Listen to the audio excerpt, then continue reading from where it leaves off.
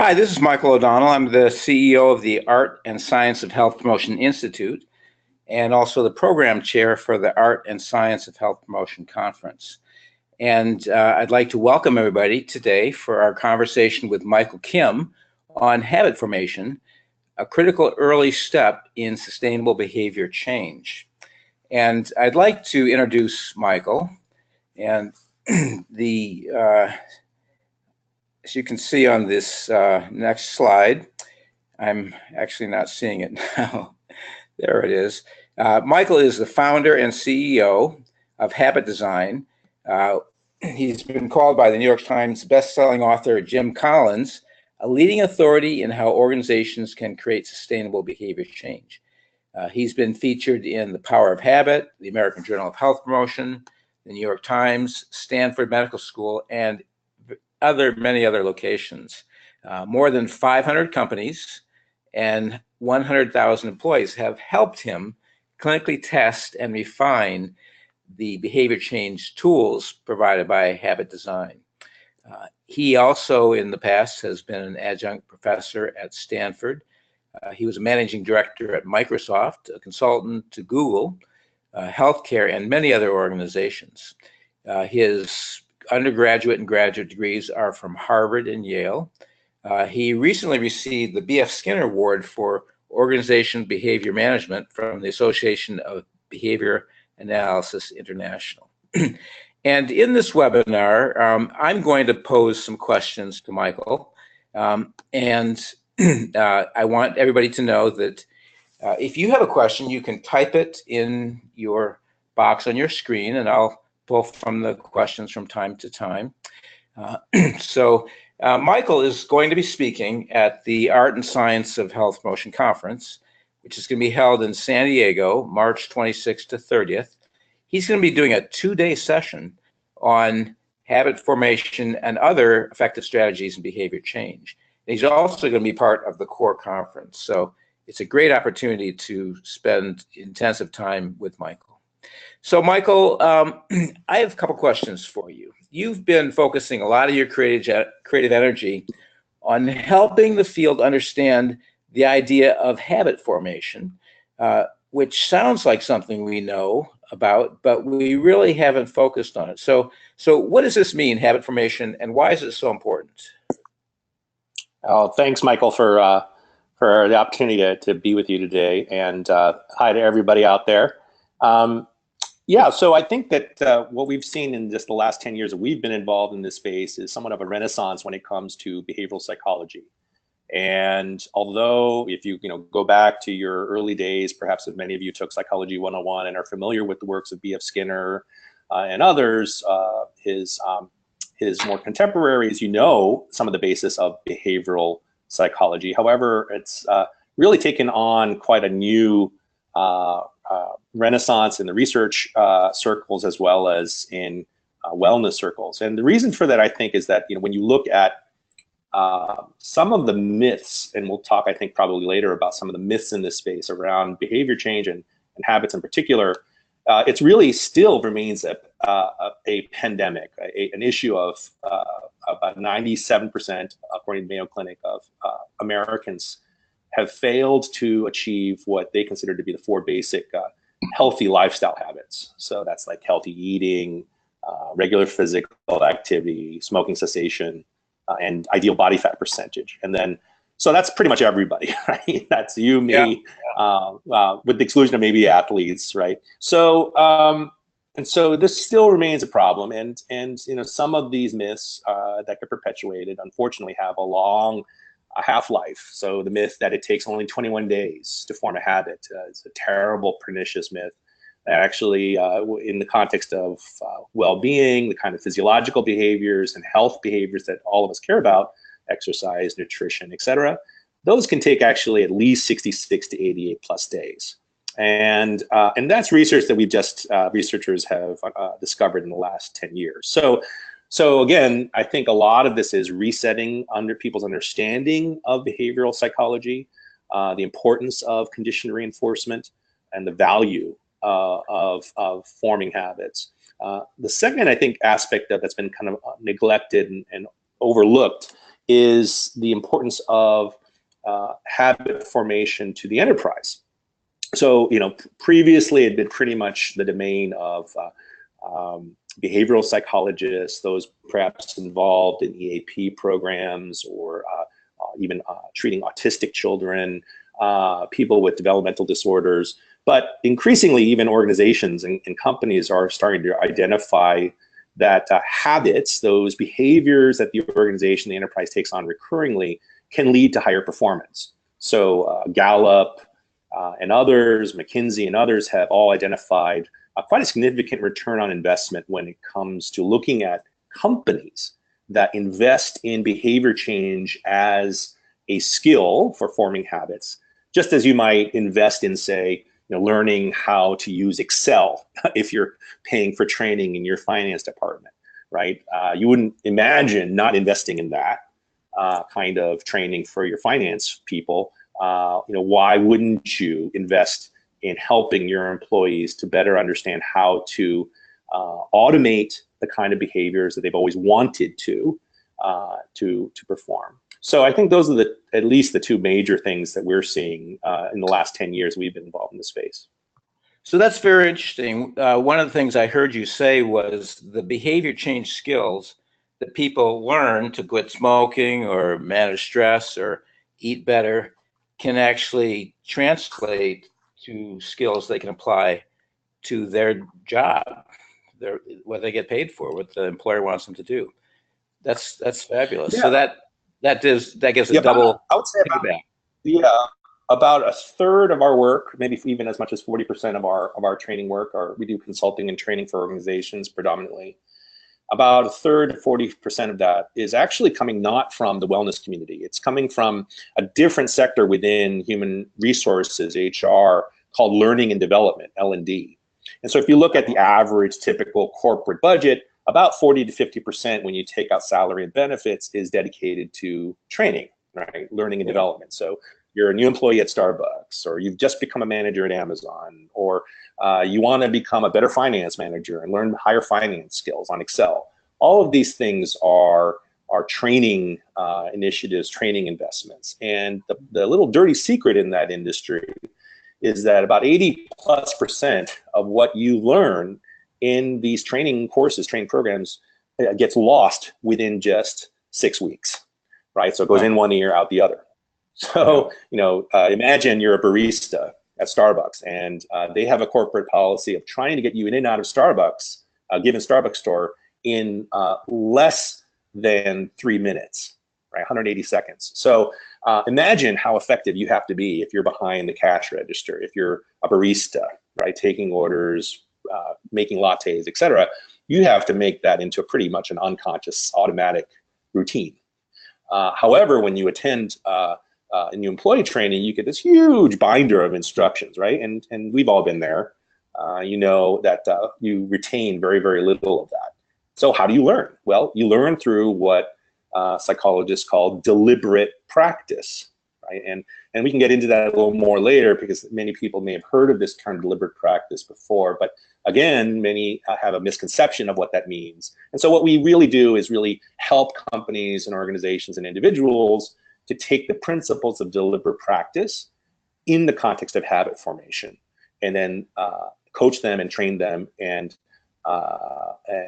help them achieve very specific habits, behaviors over the course of those 66 to 88 plus days. So, Michael, one of our people in the audience, William McPeck, has said that mastering Excel is a finite skill.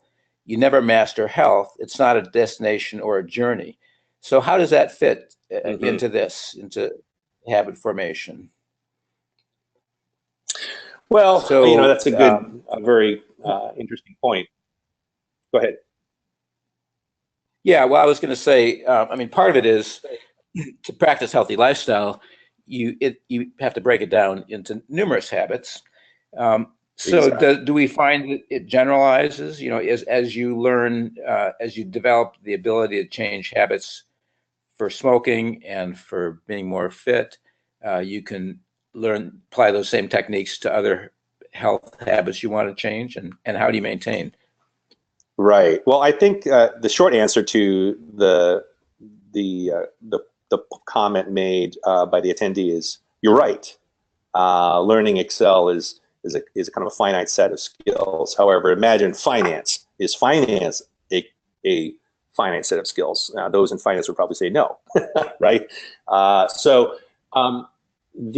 We call it this space, learning behavior change skills, is a very important one in that it's really about mastering the neuroscience techniques about how habits are formed. We have this predilection towards defining habits as being, for some reason, necessarily negative.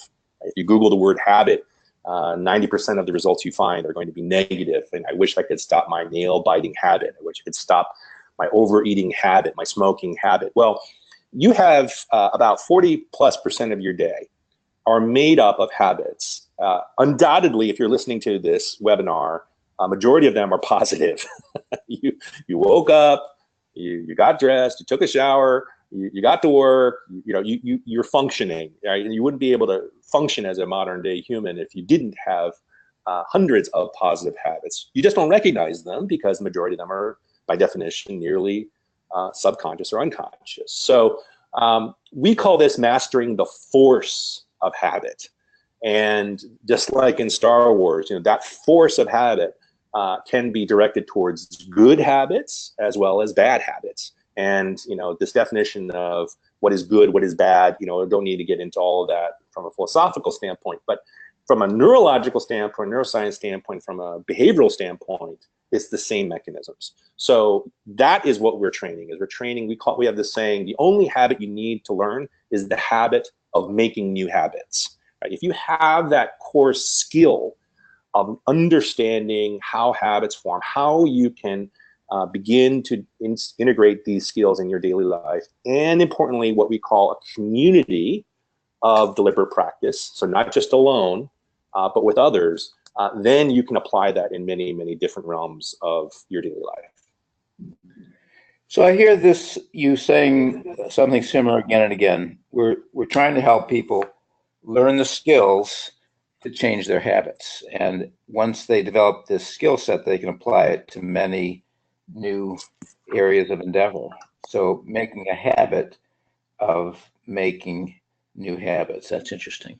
So Leslie Archer asks, how many days does it take for a habit to be practiced before it's considered a habit? You did mention this a little bit, but give us some sense of that for other different behavior areas.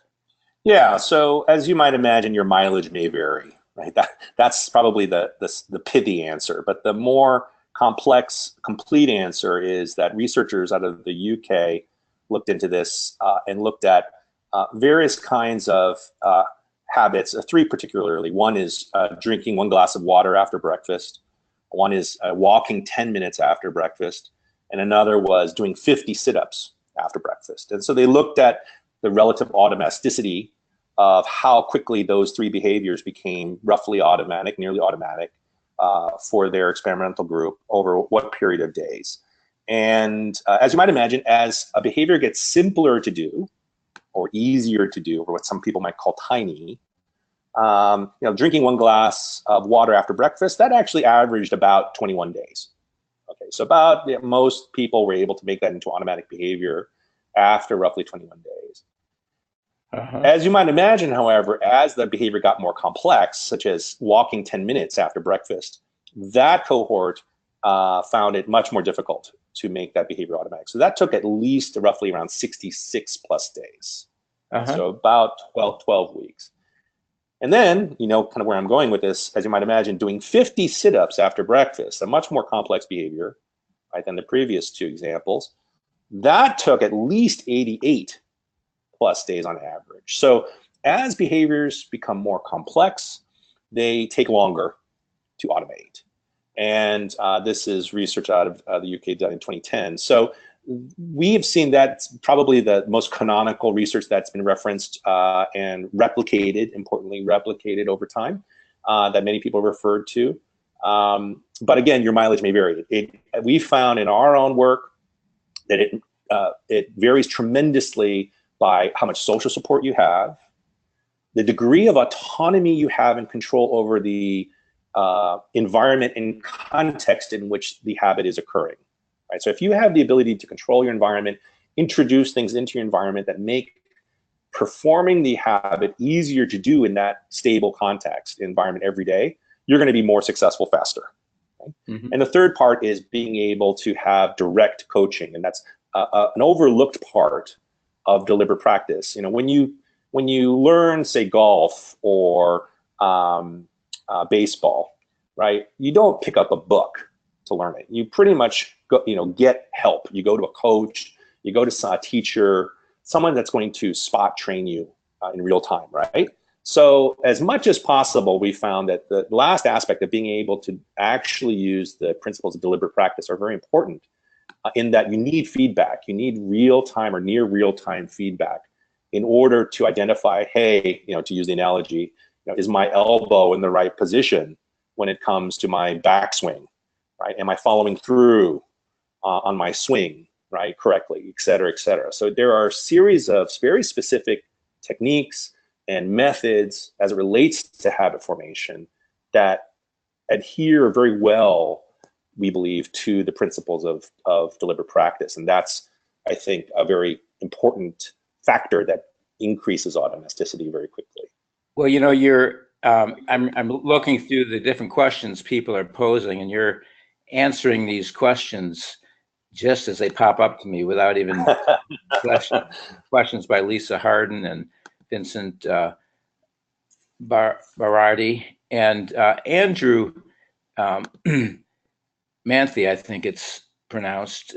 He asked a question that is very relevant to what you just said. He says, what are the top few techniques or skills necessary to make a new habit?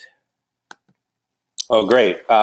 So happy to share some that we have. Actually at last year's conference, we shared 90, what we call 90 recipes for sustainable behavior change. 90. This year, for this year's workshop at the conference, we were able to boil that down to 12. Mark Twain had a saying, I didn't have time to write you a short letter, so I wrote you a long one. Right. So as more years we put in and the more training we do, we find that it's easier to get pithy. So out of the 12 that we share, and we're going to share in the workshop, I can share maybe 3 big ones. The first is really getting specific about what is a habit, right? So many people, and now it's New Year's resolution season, right? Many of you may be thinking, oh, I want exercise to be my New Year's resolution, or get 8 hours of sleep every night is my New Year's resolution. But those actually aren't habits. They're not even really behaviors. Those are outcomes. Those are goals. Those are results or aspirations. Those goals, and we believe every goal, is the fruition of a sequence of repeated behaviors, right? It's what some may call habits. Not 100% of them are made up of habits, but a majority of them, these goals we find, are constituted of habits. So people generally start from a poor understanding of even what a habit is, right? And so to start with, what is a habit? A habit is a learned reflex-like behavior, right? That's triggered unconsciously by cues in your context, like your physical environment or things that you did just previously, actions in a sequence. And by and large, these habits began through some sort of rational consideration in the beginning, right? They were performed with some kind of intentionality and some awareness of their consistency with your personal goal, right? So just like you might program a piece of software, you can automate yourself to perform behaviors so that you don't worry about them or try to remember to do them in the future. And so that's kind of the first step, is to really understand that habits act as this kind of invisible programming in your environment, all around you, and that you can then turn and apply that to your own daily life. That's the first, I think, insight about habits. I think the second one is that many people also have a poor understanding of what is a behavior. They define behaviors in a very, what we might call uncrisp or ill-defined way. And we came across a pretty nice way of defining behaviors from our partners at Tag Teach. Tag Teach uses clicker training, which many of you may be familiar with in the context of maybe training your pets, right? Not training your dogs. They apply clicker training to humans. So mostly in the context of athletics, but also in dealing with autistic children, and even in some cases with surgeons, in training surgeons how to perform certain surgical procedures. So what is their model? Their model, they actually have a pretty crisp way of defining behaviors, and that's an acronym called WOOF, W-O-O-F. And it's an acronym. The W in WOOF stands for focus only on what you want the student to do, not what you don't want them to do. So for example, if you have a child who hitting his sister, you don't want to focus the behavior by saying, don't hit your sister. You instead focus on what you want the child to do. So that might be put your hands in your pocket. Right? Put your hands in your pocket. The O in WOOF, the first O stands for focus on only one thing at a time. The second O stands for an observable action. So this needs to be something, imagine there's a bystander or a referee with a whistle sitting on your shoulder. And could they clearly state yes or no, no in between, whether the behavior occurred or not, right? Is it objectively observable, yes or no? Did it happen, did it not happen, to a third-party observer? And then finally, the F stands for use 5 words or less to define the behavior. And we also call that the bumper sticker test, right? You know, make sure that you can put the behavior on a bumper sticker, right? And so that forces you to keep it simple and brief. And so it sounds kind of maybe a little juvenile, but you'd be surprised by how effective and efficient that WOOF technique is in getting crisp about answering, you know, what is a behavior. So that's the first thing. I can get into some other things as well if you're interested, if we have time. Well, you know, we've got a gazillion questions. I'm not going to be able to answer or even pose most of them, but I'm going to sort of summarize a lot of what people are saying. So Janice Litvin is saying that losing weight and keeping it off is a very complicated process. And Bill McPeak is saying, don't you need to have intrinsic motivation to keep something off? And, you know, I'm reflecting on what you said earlier about, you know, 88 days for changing some of these, starting some of these complex habits. And I reflect on the fact that for someone who's quit smoking, it often takes them 5 years to be thinking of themselves as a non-smoker versus someone who's struggling to not smoke. And I realize habit formation is not your entire model of health behavior change. But so where does it fit? You know, where is habit formation within the big picture? And what else are some of the really critical things? I want to, you know, just to help you acknowledge that you don't think this is the only way to change behavior or just the only piece that's important. So. Oh, no. You know, there's a whole classification of behavior change techniques, taxonomy, trans-theoretical model. I mean, all these things play a role, of course. We are, as an organization, and our clients predominantly focus on those kinds of skills and techniques that require one to do something on a daily basis, at least on a weekday basis, right? So Monday through Friday. Not all behavior change adheres to that, right? So signing up for a gym membership, you don't do that every day, right? Buying running shoes, you don't do that every day. So absolutely, there are things that are not habits that play a huge role in behavior change. What I think one of the participants was referencing when it comes to intrinsic motivation is kind of interesting to talk about. And that is, at the workshop, and in past workshops, we've highlighted this, what we call a motivation model for habits. And it can be applied even to behaviors as well. And we identified 4 key drivers of motivation. And it's not that motivation is not necessary for habits. We have a saying, motivation gets you started, but habits keep you going. right? So motivation is that spark in the engine that gets you going. It's episodic, it's even seasonal, right? We're in New Year's resolution season right now where people are signing up for gym memberships. That's great, right? So use that motivation when you're high on motivation. However, most of the time, right, isn't January. 11 other months of the year aren't January. So how do you affect motivation when motivation is low? That's pretty much where most of us are most of the time. And so these four variables in this, what we call the motivation model, are value. Of course, how can you increase the intrinsic or extrinsic value of performing the behavior? Expectancy. So what is the likelihood, the odds of you achieving that value, of reaching that value, and accomplishing that behavior? Divided by the delay in receiving the value. So for instance, in the case of bonuses, do you have a whole year to wait for your annual bonus, right? That's a pretty long delay. And then finally, on the denominator side of that equation is impulsiveness. So to what degree are you likely to be distracted or deviated from performing your target behavior goal, the one whose value you've attributed before, right? So expectancy and value in the numerator, impulsiveness, delay in the denominator.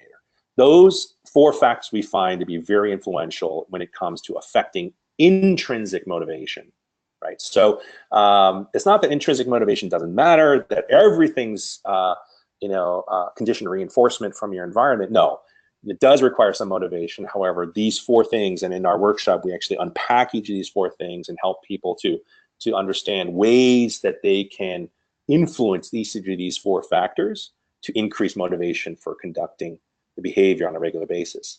But yes, you are going to, for a lot of these behaviors, have to try to perform these at least 66 days, 12 weeks, 13 weeks. So that requires a whole series of instruments and ways of supporting the individual beyond just giving them instruction, right? You just can't point them to a webinar and say, hey, listen to this 8-hour habit design webinar and you got it, right? Just like, if you were to try to learn golf, you would just watch a webinar and get it, right? It requires a lot more deliberate practice than that. So, Michael, I've gotten lots of very detailed questions about the habit formation, and we don't have time in the next 2 to 3 minutes. But Leslie Archer asked a very good question. She said, what is Michael's book that goes over this research and his concept? I'd like to read it. So what is the name of your book? Well, we don't have a book yet. Yeah. So we've been approached by several publishers. So we are definitely working on that. We do have a journal article that we actually published just a few months ago in the American Journal of Health Promotion. And the citation is simply just if you Google Kim, Lara, Lara, 2017, American Journal of Health Promotion, you'll find it. It's a very short article. It's about 3 pages long. And there we begin to share some of our clinical results that we've published in that peer-review journal. And that's probably the best place to start. And then hopefully a book will be forthcoming. Good. So that's the plan, Michael. We're going to be looking for that. Leslie Harden asks, she says, expectancy, impulsiveness. What were the other two? So in the numerator, you can think of 2 factors, expectancy and value, or times value. These are conceptual, right? Divided by impulsiveness times delay. Okay, great. So, all right. Well, Michael, thank you very much for joining us for this short time. We could go on and on and on. And I guess the message here is read Michael's forthcoming book on this, and also join us at the conference. Michael will be doing a 2-day intensive training seminar at our conference in San Diego. And Michael actually asked me to remind you guys that the weather is beautiful in San Diego. And he'll also be part of the core conference. So I hope that you can all join us there. And we will be posting a recording of this webinar, and the link will be sent to everybody who's registered for the webinar. It'll probably be posted by tomorrow. So on that, thank you everybody for joining us. Thank you, Michael, for being with us today. Bye-bye, everybody. You're welcome. Thank you, Michael. Bye-bye.